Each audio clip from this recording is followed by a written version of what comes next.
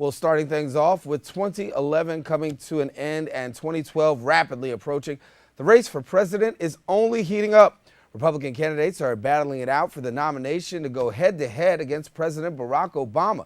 The question is, who will succeed and who will fail? Our political analyst, attorney, and professor from SUNY Maritime, Mark Meirowitz, joins us now to give us insight on this issues, as well as other stories making headlines. And we welcome Mark now to the show. And Mark, a couple of months ago, we were talking about Herman Cain being the front runner. Yes. And after this allegation of sex scandals and, sexual harassment, it seems as though he's dropped down. We're talking about Mitt Romney, Newt Gingrich. First of all, is Herman Cain done? Herman Cain is done. As Mayor Ed Koch said in a recent interview, Herman Cain is down the drain. I hate to be so strong about it, but the problem with Herman Cain is that the problems that America has are so severe that we really don't have time for amateurs to be learning how to be a president. We have big issues out there. The problem I have with Herman Cain is his candor, the way he brings points forward. I'm just analogizing that to somebody like Truman, who was decisive, who said what was on his mind. He gave a press conference about the harassment allegations. And I think everybody who wants to study journalism or politics should listen to that press conference as one of the most amazing exercises in obfuscation and lack of transparency. He calls a press conference for the press, but does not illuminate these issues. He goes back and forth and waffles back and forth. So, well, could it be said, though, let's be honest, could it be said that, listen, first of all, he wasn't predicting to get this far. Second of all, you haven't mounted up enough of a campaign staff to really deal with these issues that are, that are pretty much savvy in these issues. Right. So he's pretty much going at this as a freshman with not enough support. So this is why we're seeing what we're seeing. I don't think, for example, when he was questioned on Libya, and I know the press is always trying to get gotcha moments with candidates, but we don't have time in a country at war abroad with unbelievable economic issues at home to have practicing law. Lawyers go to law school to practice. Candidates should not be going to the Republican nomination to practice how to be the president. Either you have those skills or you don't have those skills. Now, the other candidates that are running on the Republican nomination are, for better or for worse, all pretty seasoned politicians who've had real experience in the political sphere. Former governors, former Speaker of the House. I mean, this is actual experience. Now, there's nothing wrong with having a businessman come along. That maybe would be refreshing. But not a businessman who cannot candidly answer questions. We have now, I think, an inkling or an idea or an insight into what Herman Cain would be doing when he would be president, which is complete confusion, waffling, and, as I said before, confusion. That's not appropriate. By the way, the point about he didn't know about Libya, or that Rick Perry can't remember the third agency he can't close down. These guys are under pressure when they're being questioned constantly by the press. And so I don't think is the issue. The issue I have is, how did he handle the one big crisis of his campaign? He handled it extremely poorly. Well, let's talk and about, that, I think, is indicative of his lack of preparedness for the most important job in the world. Well, let's talk about the latest, crisis of the campaign, particularly for President Barack Obama, the fact that the super committee has failed now in coming together. Now, listen, many people optimistically said, or I should say optimistically said, we know that the super committee was going to fail. It was, partisan politics at its best. How much does this hurt the president in the fact that the super committee didn't get the job done, or is it a reflection on the Congress? Well, it's a reflection on our political system and the low esteem that people have of our political system, the low percentage popularity polls in Congress. Look, when you build up expectations for something and then they fail, then it's all very shattering. But there were high expectations about the super committee, but the super committee was a function of our partisan system, and our partisan system is broken. So that doesn't mean that if our partisan system doesn't work in general, then why would you expect the super committee, which is a reflection of that, to be able to solve the biggest issue that we have, which is this deficit? What we really need is true bipartisanship, and we don't have that in Washington. Now, it's a question of who to blame about that. That's another discussion. Do we blame the president? Do we blame the Democrats? Do we blame the Republicans?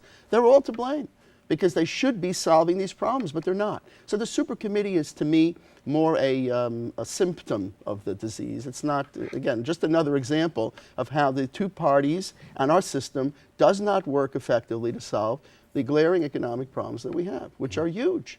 And we've got to cut those deficits. And very candidly, the president going around and saying, my solution is tax the wealthy, I just don't know that that's a comprehensive solution to doing it. There's got to be more to this, a comprehensive solution in which there is buy-in from the Republicans, the Democrats, the president, the Congress. The whole system has got to buy in, and they're not. So as I said, I don't. There was sort of an expectation about the lack of expectation that they were going to fail. Hop on the shuttle with me. Let's go from D.C. to New York. We understand Occupy Wall Street still going on. Right. But yet and still facing a lot of mounting criticism. Right. One, because it's a leaderless movement. Second, because I think a lot of people are just saying at this juncture, while you may have some, certifiable points, the question is, what are you looking for? And when it results in violence, obviously, you lose credibility. Right. I think that the Occupy Wall Street has been plagued since the beginning by the lack of an end game, a lack of a focused point or points that they want to advocate. And so people out there, I think many people in general, felt sympathetic at the outset with Occupy Wall Street, with their ideas.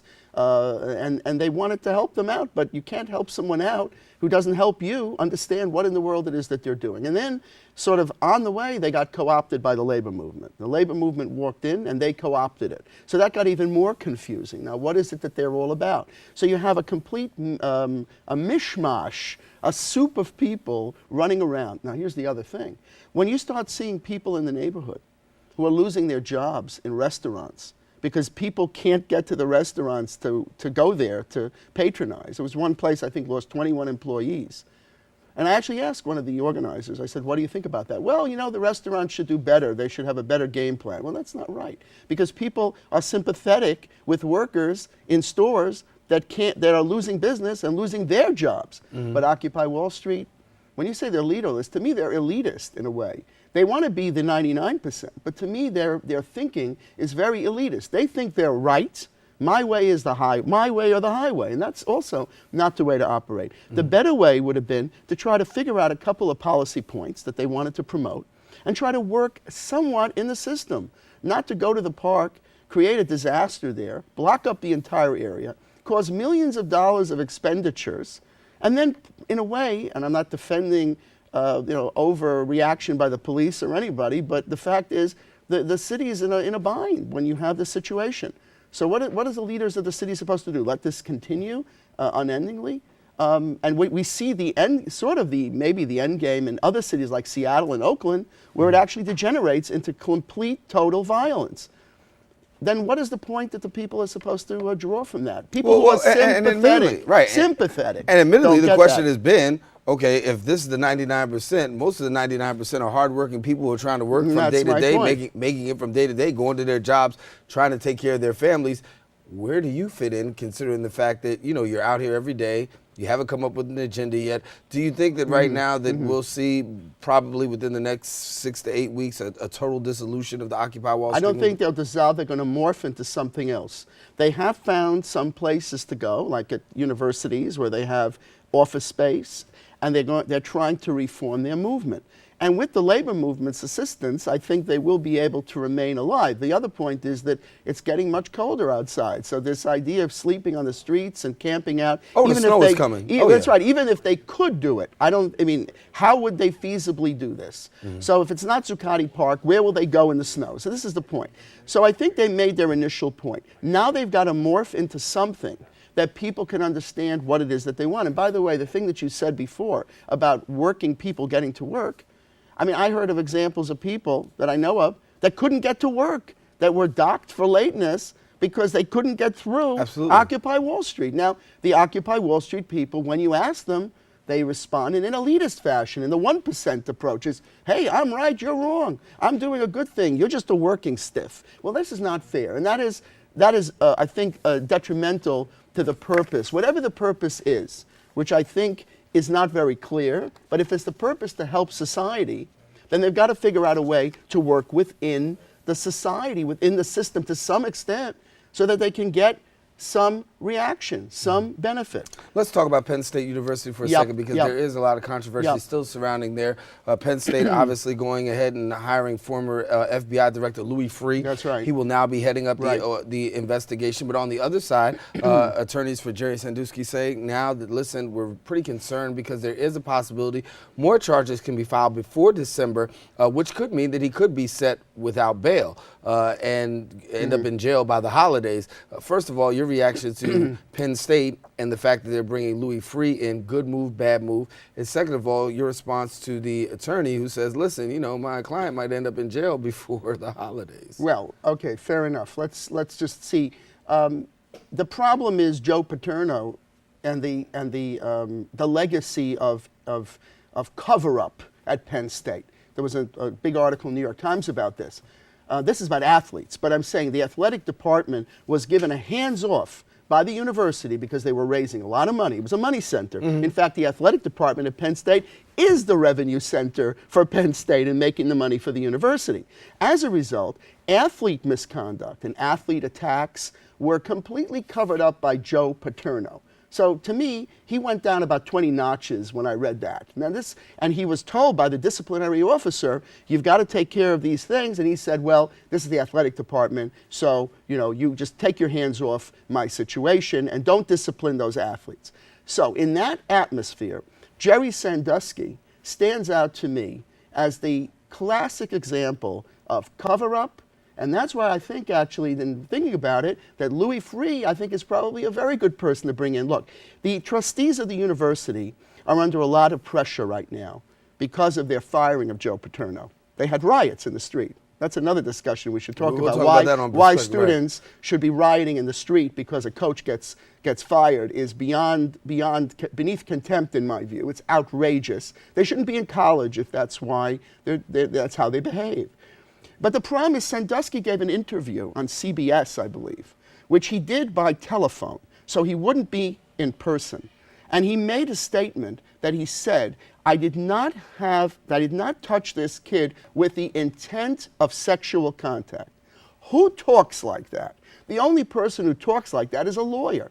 So obviously he was reading it as from a lawyer's script. So to me, I find his credibility to be zero. I don't know what went on there. But the whole story is so outrageous and so ugly that it needs to be opened up like a wound, and it needs to be looked at. And the right person to do it, I'm afraid, in this type of situation, is an FBI director, who is someone that's going to be able to probe it, open it up, look inside, see what happened, and let's see what happens. As far as the attorney, well, sure, he has a great point, but if his client is guilty, he shouldn't have been doing that, because it's horrendous conduct, not befitting anybody but a leader in an athletics department. It's outrageous. And kids. And kids. The most and important children. thing is kids. And children. And children. And that's the most important thing. But I think there was an atmosphere of cover-up which was motivated by Joe Paterno, and the whole world of the athletic department was hands-off at that university